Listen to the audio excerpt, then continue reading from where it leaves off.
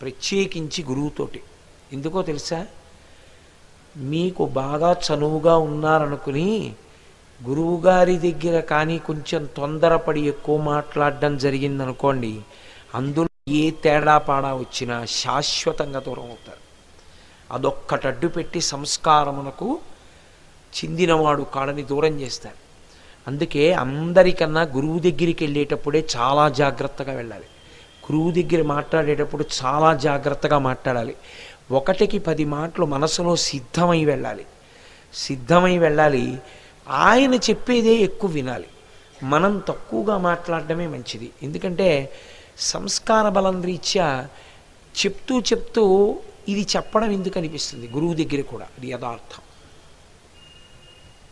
నేను మీతో యథార్థం మనవి చేస్తాను.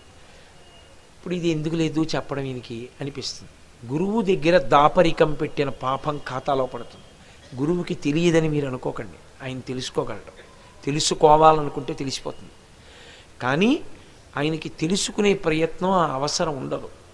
నాకెందుకని ఊరుకుంటాడంతే. అందుకే గురువు దగ్గరికి వెళ్ళేటప్పుడు చాలా జాగ్రత్తగా పెడతారు. మీరు ఎప్పుడైనా కావ్యాలు పురాణాలు చూడండి, మహర్షుల దగ్గరికి వెడతారు రాజులు వేటకి వెళ్ళి.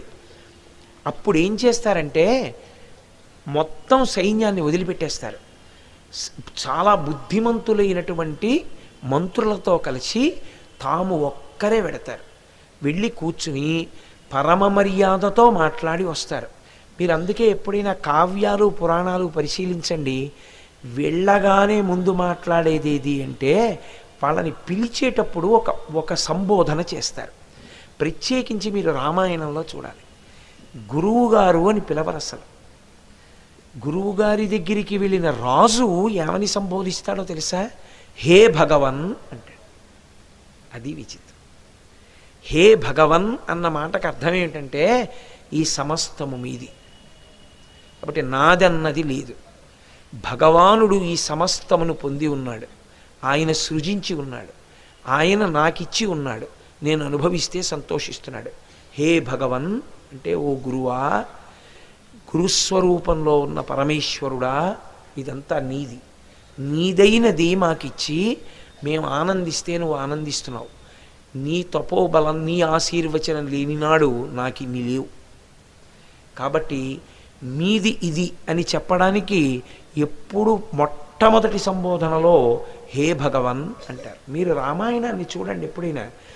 శ్రీరామాయణం బాగా చదివితే ఎన్ని విషయాలు మీకు అర్థమవుతాయో. హే భగవన్ అని మీరు మొదలుపెట్టి